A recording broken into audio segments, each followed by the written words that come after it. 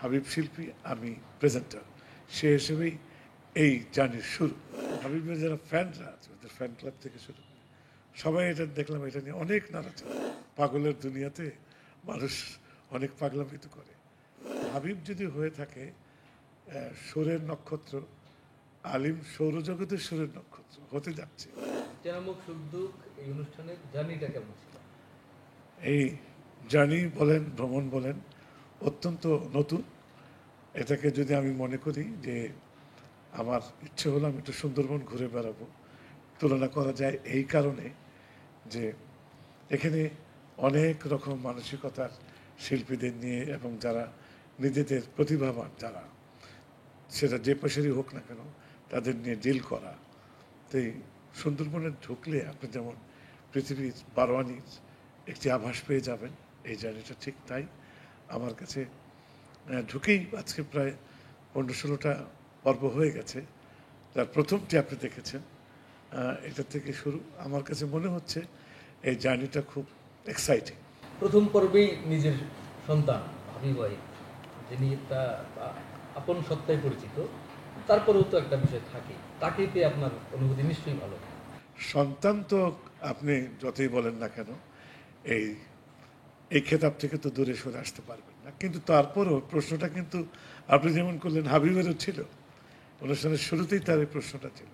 আমিও বলেছিলাম না, সন্তান তো আছেই, কিন্তু আজকের অনুষ্ঠান বা এই অনুষ্ঠানের পর্বেতে, প্রথম পর্বেতে আমরা সব পর্বেতেই এটা থাকবে, আমরা শিল্পী, হাবিব শিল্পী, আমি প্রেজেন্টার, সে হিসেবেই এই জার্নির শুরু, এবং সেভাবেই চিন্তা করে আমি এগিয়েছি।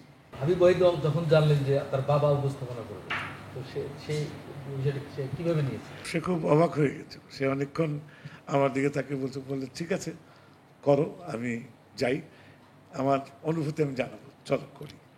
তো বললে শুধু একটু অনুরোধ করলো আমাকে 3টের সময় তুমি 2টার দিকে আমার এটা ফেরো। আমি বললাম কেন, কি ঘটনা কি? বললাম আমি তো জানি তো রাত্রে কাজ করি, একটু ঘুম আসি, যদি এই সুযোগটা আসে আমার জন্য খুব ভালো হয়। আমি বললাম অফকোর্স তুমি আসো। ঠিক 2টাই আসলো, আরম্ভ হয়ে গেল, অনুষ্ঠান চললো। যখন শেষ হলো সে আমাকে দিকে তাকে অবাক হয়ে খালি বললো তোমার স্ক্রিপ্ট কই? আমি বললাম আমার তো কোনো স্ক্রিপ্ট নেই। এই তো বলে তুমি স্ক্রিপ্ট ছাড়াই এত দূর চলে আসলে, 40টা মিনিট এত কিছু হয়ে গেল? বললাম হ্যাঁ। অনেকক্ষণ তাকে বললো আমি আমার এই বিগত বছরগুলিতে যত ইন্টারভিউ করেছি সবচেয়ে ইন্টারেস্ট পেলাম আমি এটাতে। বললাম কেন? বলে কোনো বাড়তি প্রশ্ন নেই, ব্যক্তিগত প্রশ্ন নেই, শুধুই সাংস্কৃতিক রিলেটেড এই জিনিস নাকি তার কাছে নতুন, এবং সে বললো আমি খুব এনজয় করেছি। তারপরে আমি দেখলাম যে ও যখন অনুষ্ঠানটি আসলো নিজের থেকেই শেয়ার করলো, অনেক কিছু দেখলাম। পর্বটি প্রচারের পর আপনি নিশ্চয়ই অনেক দারুণ সাড়া পেয়েছেন। হ্যাঁ, বিশেষ করে আপনি তো মিডিয়া সেক্টরের মানুষ, ইউটিউব তো খুব সাড়া দিল, এবং হাবিবের যারা ফ্যানরা আছে, ওদের ফ্যান ক্লাব থেকে শুরু করে সবাই এটা দেখলাম, এটা নিয়ে অনেক নাড়াচাড়া। অনুষ্ঠানটিকে ভেঙে ওরা 10টা করেছে, ওটাই ছাড়ছে, এখনো ওটাই চলছে। এই অনুষ্ঠানে আমরা জানি যে আগুন এবং হায়দার হোসেন আরো অনেকে আছে, এবং আমাদের কি বলা যাবে যে কারা কারা থাকছেন? হ্যাঁ, এখানে হায়দার হোসেন আছে, আগুন আছে, মিল্টন খন্দকার আছে, কুদ্দুস বয়াতি আছে, অবস্কেরের টিপু আছে, নোভা ব্যান্ডের ফজল, তারপরে মেজবা, ডিফারেন্ট টাচের আছে, বশির আহমেদের মেয়ে হুমায়রা বশির আছে, এরকম বেশ বেশ আর্টিস্টরা। 15টা শেষ। আর খুব ভালো একটি পর্ব করেছেন আমাদের মুকিত মজুমদার বাবু, উনি একজন ডিরেক্টর। তো প্রকৃতি এবং জীবন নিয়ে একটু অনুষ্ঠান করি, অনুষ্ঠানটা আমার খুব ভালো লাগে। এই ঈদে জামা জুতো অ্যাক্সেসরিজের ডিসকাউন্ট। এই যে শিল্পী পপস্টার ফেরদৌস ওয়াহিদ, অভিনয় শিল্পী, উপস্থাপক, এই বহুমাত্রার বহুগুণের অধিকারী, মানে এটার রহস্যটা? প্রত্যেকটা সৃষ্টির পিছে তো আমি যেটা বলবো, এটা তো মানুষ তার ইচ্ছা পোষণ করে, কিন্তু মূল প্রয়োগটা তো আসে আসমান থেকে। স্বয়ং আল্লাহ তাআলা যা ইচ্ছা করে সেটাই তো হয়। তো সেই ক্ষেত্রে আমি বলবো আমার যে ধর্মবিশ্বাস তাতে আসে যে উপরওয়ালার ইচ্ছা ছাড়া কিছু হয় না। আমরা যাই করি না কেন ইচ্ছাটা ওখান থেকে আসে। এইখানে ওনার ইচ্ছা কিছু কিছু মানুষের উপর কেন হয়, এই জ্ঞান আমার নেই, এটা আমি দিতে পারবো না।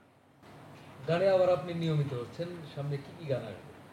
সামনে আমি যদি বলি যে আমাদের তারেক আনন্দ, ওর একটা চমৎকার গান আমার পরবর্তী ছবির জন্য করা। গানটি, ছবির নামে গানটি আছে সন্ধ্যা মায়া। Title track. হ্যাঁ, ছবির নামও সন্ধ্যা মায়া। এটা হচ্ছে, তিনটা হবে, এটা নাটকও হবে, ওয়েব ফিল্ম হবে, সিনেমা হবে। গানটা আমি যেভাবে চাইছিলাম সেইভাবেই লেখা। আর যদি বলি এই গানটা নিয়ে, তাহলে প্রায় 20টার মতো গান রেডি। এই আষাঢ় শ্রাবণটা আসলেই ঠান্ডা পড়বে, শুটিং শুরু হবে, অন্য টাইপের শুটিং করা হবে, গতানুগতিক শুটিং করবো না। অভিনয় কি আর দেখা যাবে? আসবে? ইচ্ছা কিন্তু আমার আছে। পাগলের দুনিয়াতে মানুষ অনেক পাগলামিত করে, অভিনয়ও কিন্তু আমার একটি পাগলের দৃশ্য করার খুব ইচ্ছা অনেক আগে থেকে।